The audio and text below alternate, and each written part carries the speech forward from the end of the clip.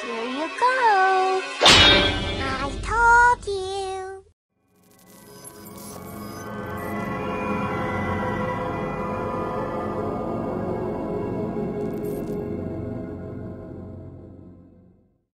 Welcome back to the channel, and today we're discussing something on the channel that I never thought I would discuss, but then again I find myself saying that more and more. But today we're talking about the Powerpuff Girls, and there was supposed to be a Powerpuff Girls show coming on to the CW. I've been asked, since you review one of the worst TV shows in the history of television, Batwoman, are you going to review this? Having two younger sisters that watch Powerpuff Girls and just being aware of pop culture, I'm aware of who they are. I've seen a couple episodes here and there. I was kind of interested in how they were going to translate this show to the big screen, or the small screen, be it a CW show. But after these leaks from the script have surfaced, I'm not really curious anymore. I'd be shocked if this thing actually sees the light of day. It's funny how they take an innocent cartoon that was directed at young girls and turn it into sex-obsessed lesbians, and bi-curious, and all of this, of course, deconstruction, this bullshit that we're doing now, because these people are lazy writers and they hate the myths that preceded their emergence into this business. So they try to deconstruct everything and say, look at how bad it is, look at it's utterly ridiculous. Let's get into this article. This is from Spencer Bakuli from today. Alleged script leak from the CW's Powerpuff Girls depicts them as sex-obsessed adults. It seems that the skepticism from fans regarding the CW's live-action Powerpuff Girls series may very well have been justified, as an alleged script leak from the production's pilot episode has uncovered a story filled with a number of shockingly bad story ideas, including the eponymous heroines growing up to become sex-obsessed adults, and Professor Utonium being depicted as a stereotypically abusive celebrity dad. Well, of course they would depict Professor Utonium as a stereotypically abusive celebrity dad. He was the straight white male. In 2021, a straight white male is not allowed to be a clear-cut protagonist. He has to be heavily flawed. See, that's the thing. They could give him flaws and give him redemption and make him a good character, but they won't do that because white man bad in 2021. Diablo Cody from Jennifer's Body and Heather Rainier, Sleepy Hollow, pen script. Powerpuff will follow the tired deconstruction model seen in so much recent superhero media, beginning with the heroic trio finding themselves outlawed by Townsville for accidentally killing a madman. Jennifer's Body was garbage, and Sleepy Hollow I never bothered to watch because I know the story of Ichabod Crane and the Headless Horseman. I don't need a modern retelling of that.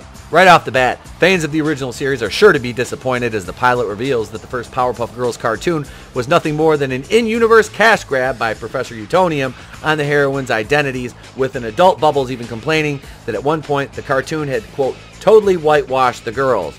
Yes, because what was established, in 2001 or 2002 with this cartoon, with them being white, now it's, oh no, it was just whitewashing. These characters cannot be white. No characters are white. No.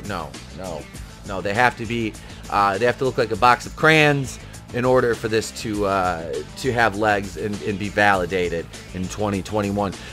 Are you picking up on a theme here? Do you see how stupid this sounds when you say it out loud?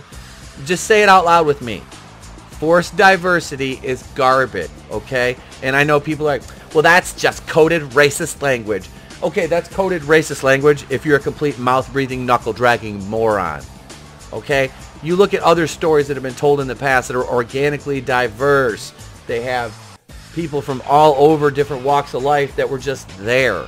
Not because it was like the producers and writers were going down the line going, okay, we've got to have... we got to pass the Bechdel test. We got to pass the diversity quotas. Okay, first of all, the Bechdel test is garbage. Intersectional feminism is trash, and critical race theory is trash. Let's take those concepts and they can fuck right off right now. And I don't apologize for my language because this shit is just, this is. You do realize that if you're a parent of children, you really have to be diligent about what your kids are watching, unless you want them indoctrinated and ending up like these little morons now on Twitter you see that are out going, oh my godsies, I'm offended. There's a white character and you like mansplain to somebody? Oh my god. Like, no. Ah, fuck you. In fact, Throughout the episode, it is established that Utonium was constantly exploiting his daughter's celebrity for money, which he then quickly squandered. Not only that, but he is also seen being emotionally abusive to Cerebellum, the mayor's former assistant whom he dated for a period of years before the aforementioned abuse took its toll in their relationship. Because they can't have a healthy heterosexual relationship between, I believe, he's a white man and she's a white woman. You can't have that. He's got to be abusive. Why would it be okay? Why would you think it's okay in 2021 to have a white heterosexual relationship that was healthy? You can't do that. What the hell's wrong with you? Jesus. How diverse is that? That's not diverse. It doesn't meet our quotas.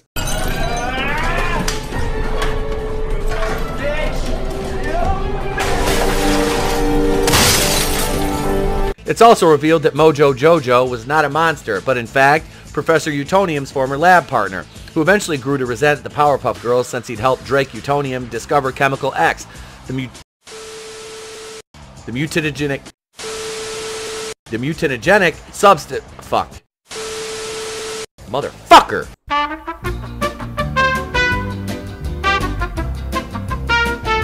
It is also revealed that Mojo Jojo was not a monkey, but in fact, Professor Utonium's former lab partner, who eventually grew to resent the Powerpuff Girls since he helped Drake Utonium discover Chemical X, the mutagenic substance that gave the girls their powers. He had wanted to use its mysterious properties to grant himself superpowers instead. Ultimately, Mojo Jojo was killed prior to the pilot by Blossom, an action which plays heavily into her decision to leave the hero's life behind. Because that's what heroes do. In his stead, the role of the series' antagonist falls to the evil scientist's son Jojo, a young man in his early 20s who currently serves as the mayor of Townsville. Unsurprisingly, Jojo is written as the walking representation of every disingenuous straw man created by critical race theory and social justice theorists, right down to the fact that he complains his opponent in the upcoming mayoral race is only beating him because she's not a white man.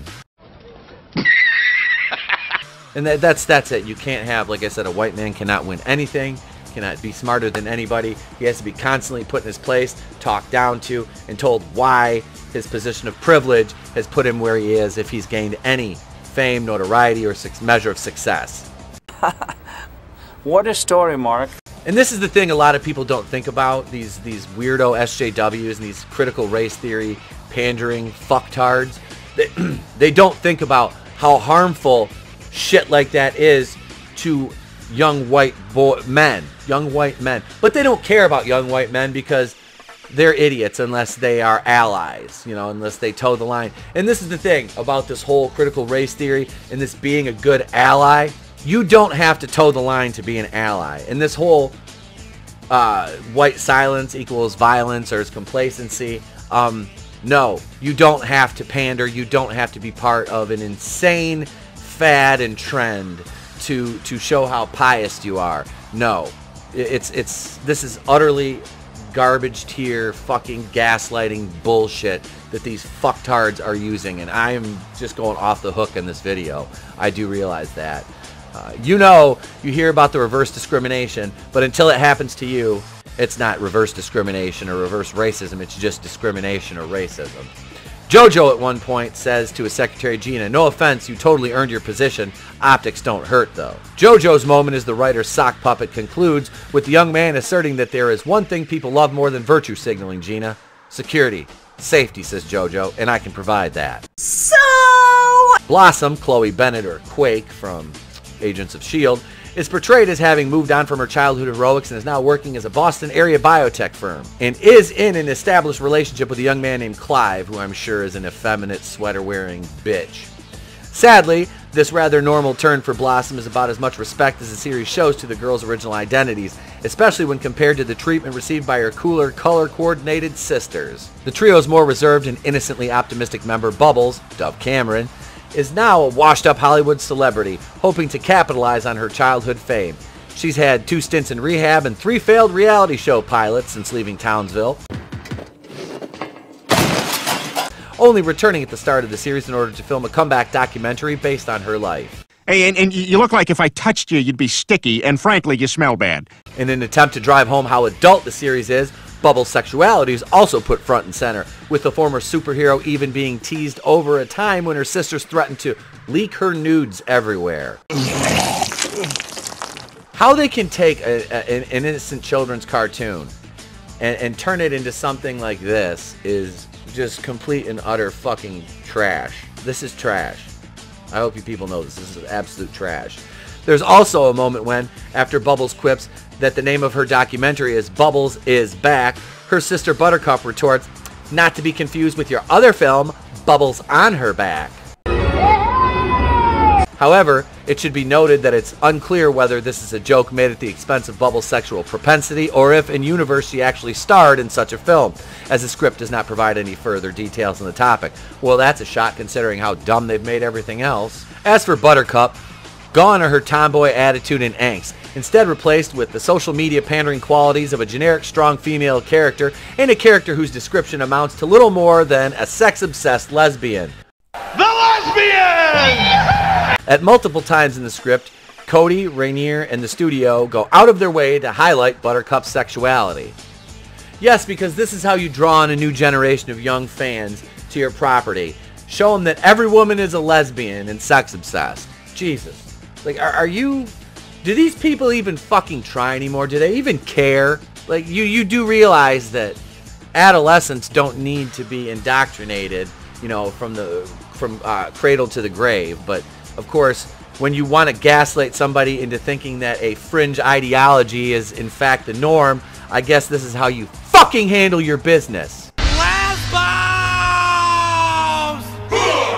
When out on an investigative mission into a mysterious looming evil that Professor Utonium believes is threatening Townsville, Bubbles catches Buttercup making eyes with a hot girl at a bar. As Bubbles reminds her sister that they're here to investigate, Buttercup quickly retorts, "I'm here to pick up bi-curious townies." Scissor me timber! Later, while the girls are recalling a story from their childhood involving Professor Utonium's ex-girlfriend, Sarah, Buttercup broaches the subject of her father's sex life, saying to her sisters, "I can't believe they used to have sex. Can you imagine Drake? I bet he's mechanical."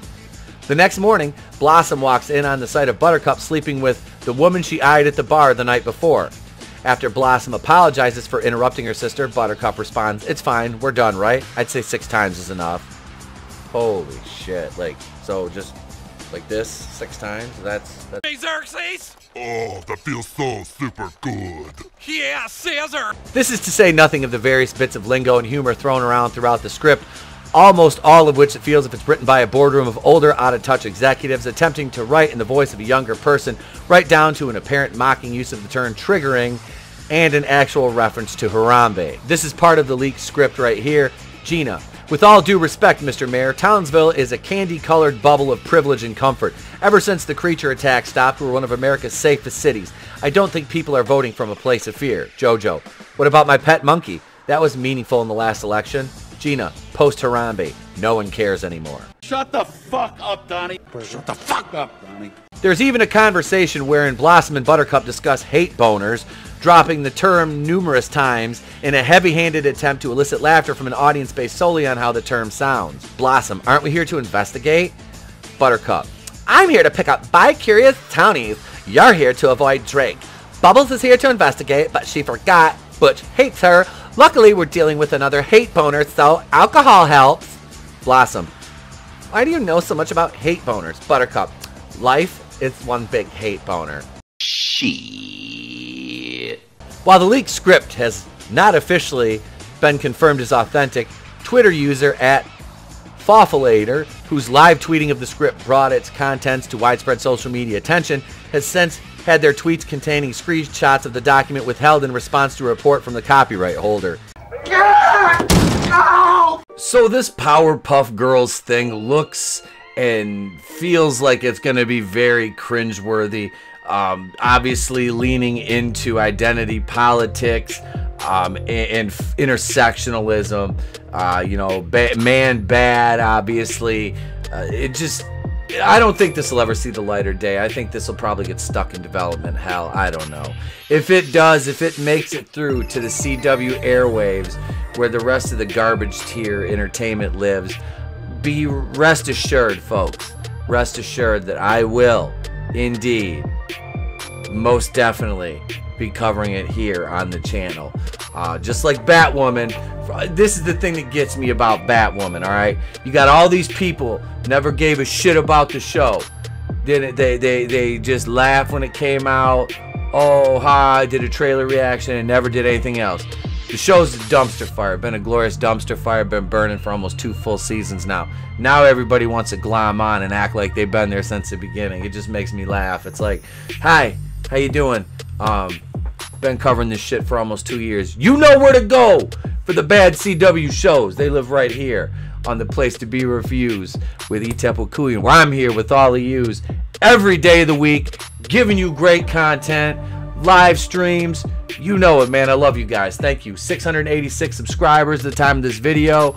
Please, if today is the day, if I have earned it, become a subscriber to the channel. It's free. It always will be. Now go home and get your fucking shine box.